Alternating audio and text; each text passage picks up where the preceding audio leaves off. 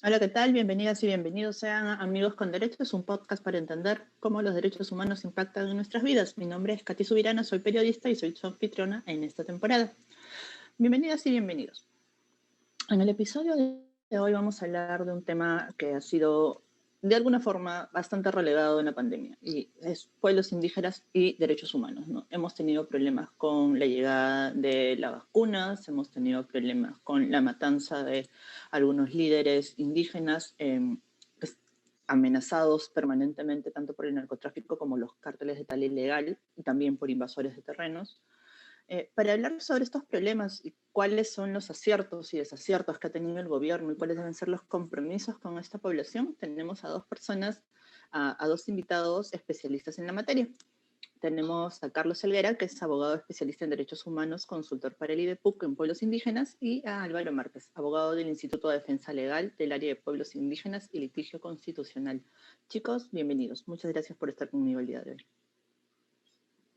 Muchas gracias. Muchas gracias, Katy. Gracias a ustedes.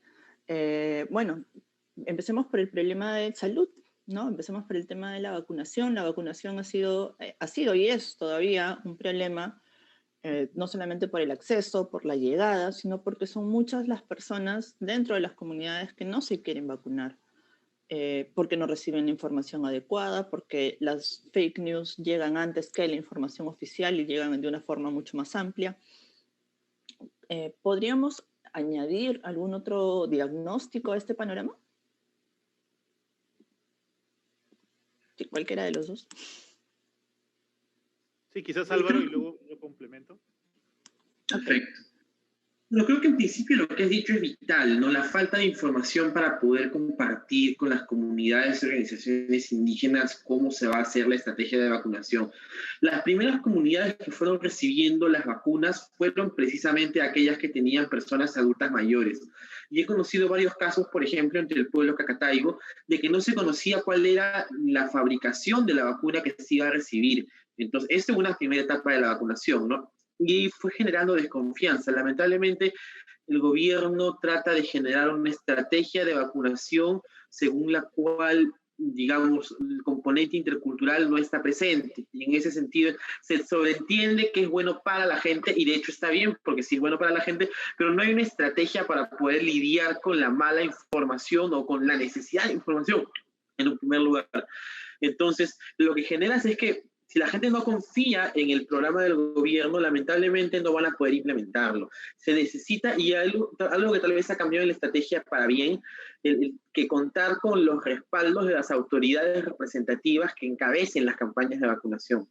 Por ejemplo, en Ucayali hace algunas semanas se vacunaron a varios de los representantes más importantes de las federaciones base de organizaciones regionales, y esto sin duda sí contribuye al hecho de que las personas que viven en comunidades ven a sus líderes haciendo parte del programa, a también formar parte de ellos. Pero digamos, lo primero que hay que hacer es tratar o dejar de entender a los pueblos indígenas como meros sujetos de, por ejemplo, los servicios de salud, y tratar de interactuar con ellos como personas con capacidad para poder decidir sobre los propios servicios médicos que reciben.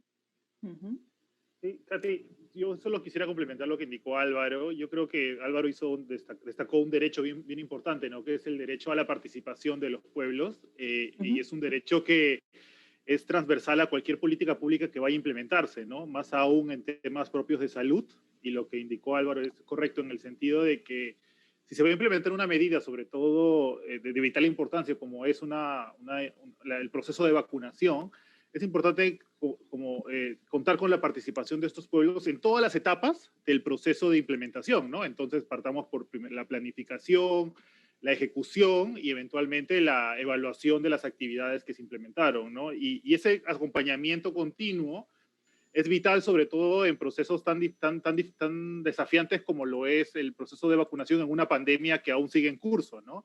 Y sobre todo en zonas donde la información no llega de la misma manera de la que llega en zonas urbanas, ¿no?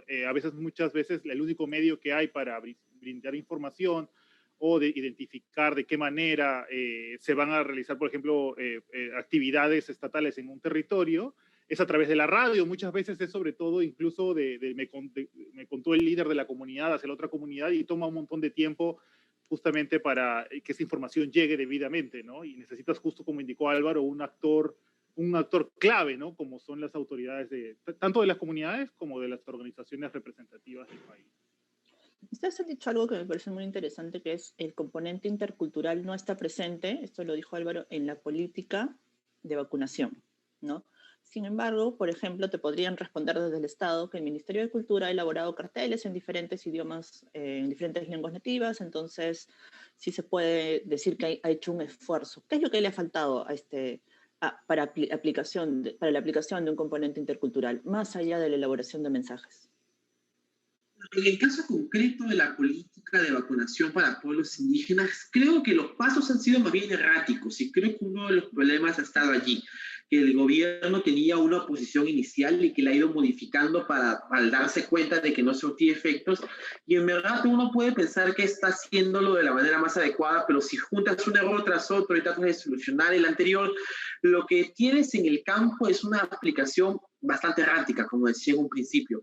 Por ejemplo, y para ponerlo más allá de la perspectiva de la vacunación, en el caso en general de la atención de salud a pueblos indígenas, el año pasado, cuando arrancó la pandemia, por lo menos tuvimos 3 meses sin que el gobierno adopte siquiera una decisión en materia de pueblos indígenas vinculados a la pandemia. Tomó más de 3 meses y las primeras medidas que toma el gobierno son más bien erráticas, no comprenden el componente intercultural en el sentido de que no pueden distinguir las necesidades muy peculiares que tiene la población indígena de servicios médicos vinculados a la atención del coronavirus, la prevención.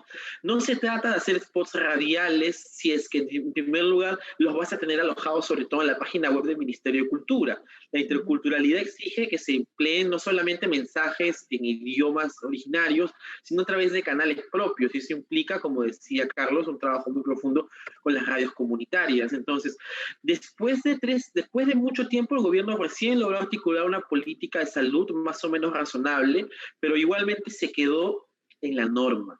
En la práctica, los gobiernos regionales no estuvieron a la altura para poder implementar programas locales de salud que finalmente recogieran el espíritu de lo que señalaba el ministerio. Entonces, si vamos sumando la política o la campaña de vacunación se enmarca dentro de estas estrategias que no son del todo claras para la población, y en el fondo seguramente hay muchos esfuerzos bien intencionados de funcionarios y funcionarias del sector cultura, pero que en el fondo, si no logran adaptarse a la realidad concreta, no van a ser lo efectivos que quisiéramos que sean. Hay una cosa que decía Carlos hace un momento, que era la llegada, por ejemplo, a través de la radio. Esta falta de aplicación de una política intercultural, Carlos, tiene que ver de repente con la falta de costumbre de aplicarla en los diferentes aspectos o en los diferentes servicios que puede ofrecer el Estado, porque, digamos, las comunidades nativas no son precisamente las más comunicadas con el gobierno central. Sí, yo creo que hay que partir primero de que la línea de base, ¿no? O sea, ya de por sí las atenciones en salud en zonas de comunidades campesinas, nativas, pueblos originarios, ya presentaban desafíos, ¿no? Ya el solo hecho de que una persona pueda atenderse debidamente una enfermedad que es fácil tratada en una zona urbana, no lo sería en una zona o en territorios de pueblos indígenas, ¿no? Entonces ya había un desafío inicial, ¿no? A este desafío, auméntale el desafío que plantea en sí mismo una pandemia y todo lo que esto engloba, ¿no? Y a ese desafío, además, auméntale el desafío de aplicar una política intercultural que englobe y permita un máximo de participación posible de todos los pueblos y organizaciones representativas en la zona, ¿no? Y es ahí donde entra, yo creo, retomando lo que indicó Álvaro, lo relacionado al enfoque, ¿no? De qué manera hacemos partícipes a estas organizaciones representativas, que muchas veces es el único punto de referencia que tienen las comunidades base, ¿no? Justamente para poder llegar a este tipo de información. Y ahí, por ejemplo, si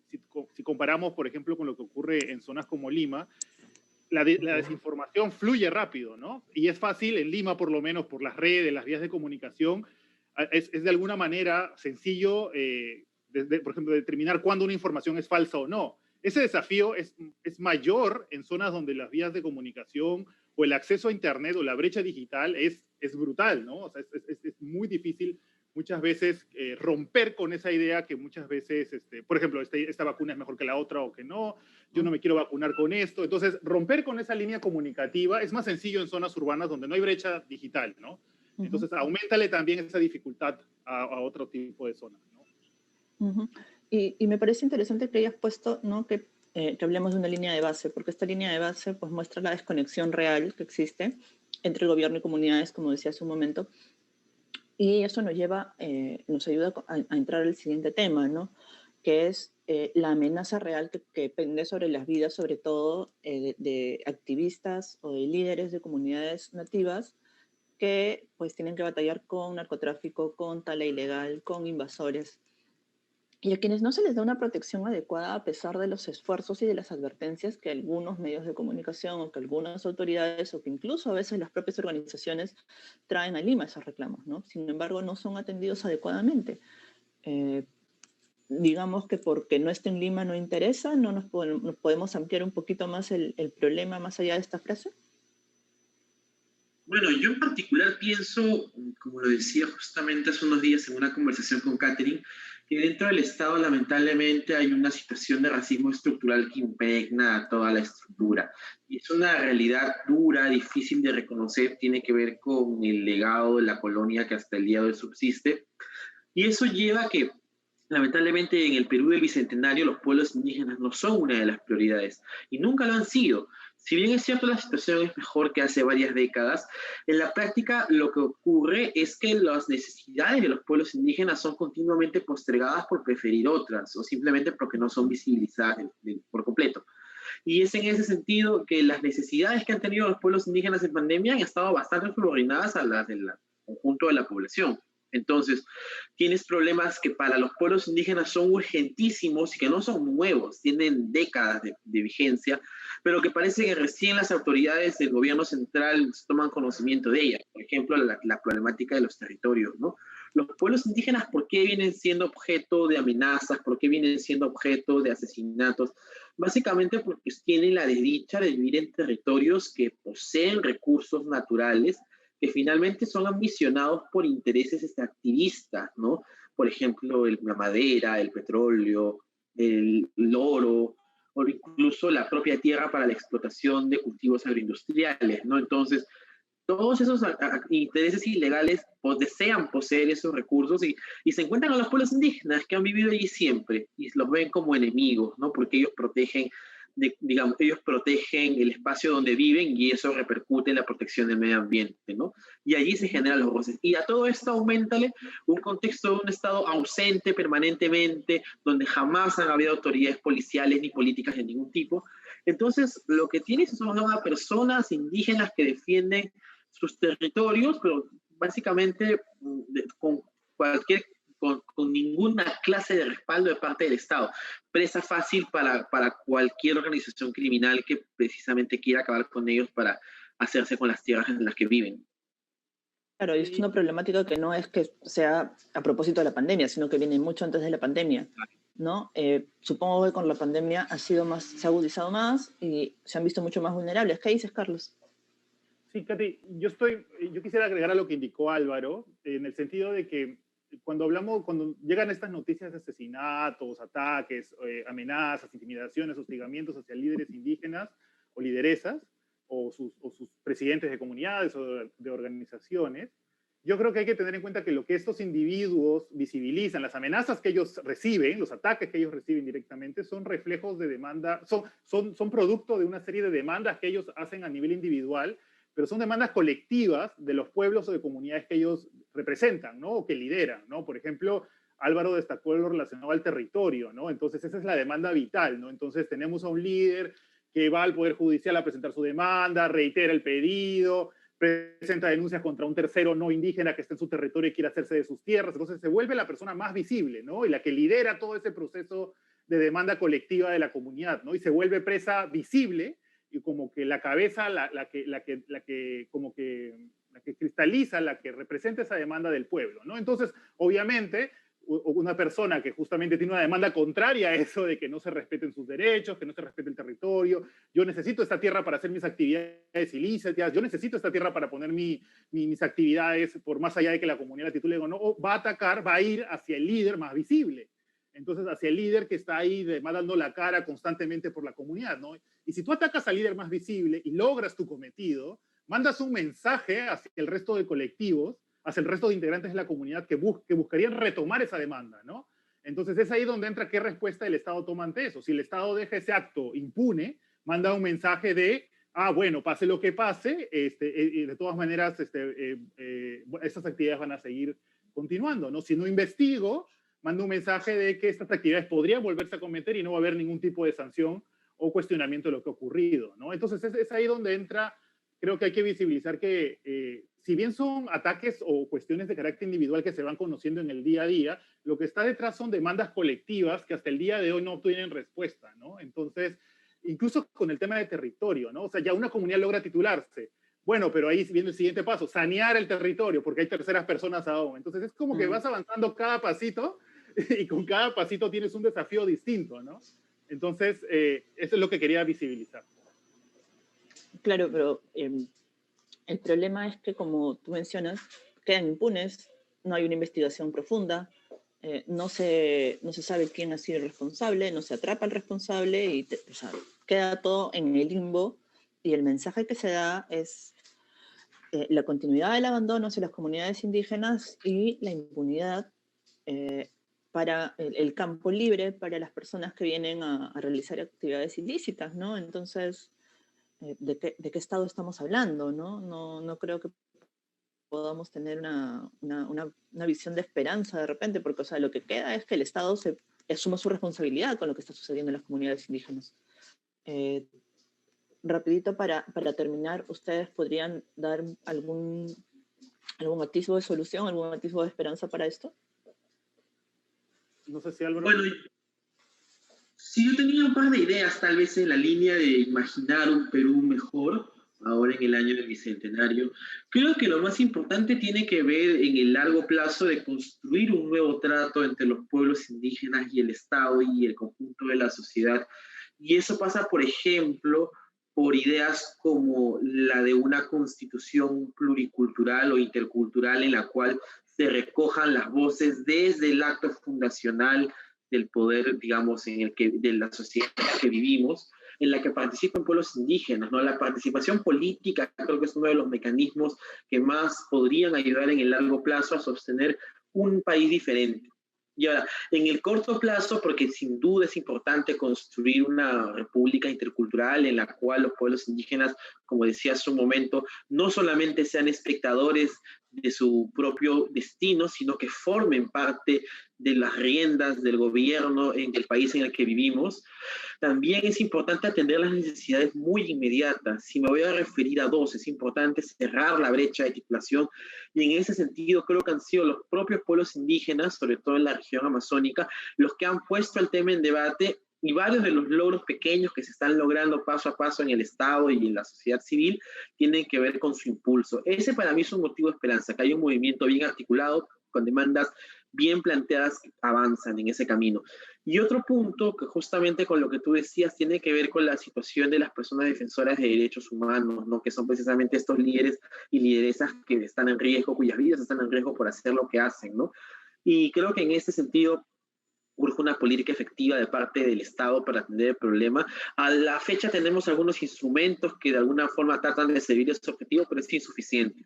Entonces, solo una idea antes de concluir. Creo que solamente el Estado puede garantizar que los derechos que están escritos en la norma sean reales. Sin Estado no hay derechos y hay que incrementar la presencia del Estado, sobre todo en las regiones amazónicas donde jamás ha estado. Y eso se logra a través del fortalecimiento de la institucionalidad del Estado de cara a los servicios que brindan los pueblos indígenas. Y en ese sentido vamos a ver que atacando las causas estructurales de la violencia, vamos a poder tener también a comunidades que vivan finalmente en paz.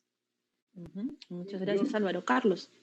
Sí, lo que indicó Álvaro es correcto, ¿no? Yo creo que si bien hay una política, ya para cerrarnos, si bien hay una política interna estatal de protección a los defensores y a sus líderes, yo creo que si no se atacan los problemas estructurales en los que se insertan estas amenazas o estos problemas a nuestros líderes, la situación puede continuar, ¿no? Y efectivamente entre esos problemas estructurales están que no hay una debida protección ni jurídica ni real aún de los territorios indígenas. Hay una alta presencia de terceros no indígenas en sus territorios, precisamente por la demora de garantizar la seguridad jurídica de sus territorios, y también lo que lleva a situaciones más extremas, ¿no? De una serie de actividades ilícitas en los mismos, ¿no? Entonces, estos problemas estructurales que si no se atacan desde su raíz, pueden conllevar a que las políticas que eventualmente se puedan adoptar a favor de los defensores o sus líderes no puedan ser efectivas, ¿no? En la medida que el problema estructural sigue detrás, ¿no? Entonces, es básicamente esa reflexión que quería compartir. Álvaro Másquez, Carlos Helguera, muchísimas gracias por estar conmigo el día de hoy. Es de verdad un poco triste que la reflexión permanente sea siempre más presencia del Estado, porque históricamente el Estado parece que solo los recuerda cuando es necesario alguna política extractiva, ¿no? Entonces, con la esperanza del Bicentenario, con la esperanza de un nuevo gobierno, con la esperanza de la construcción de un nuevo país, pues esperemos que las brechas con las comunidades indígenas, con las comunidades campesinas se vayan cerrando a 200 años de nuestra independencia. Ya es hora, muchachos, ¿no? Gracias, Katy, por la invitación. Un gusto, Álvaro. Muchas gracias, Carlos. Muchas gracias, Katy. Un gusto. El gusto fue mío. Muchas gracias a ustedes y muchas gracias a las personas que nos han acompañado en este programa, a quienes nos siguen a través de nuestras redes sociales o a través de Spotify. Fue un gusto conversar con mis invitados el día de hoy. Nos encontramos en el próximo programa. Hasta luego.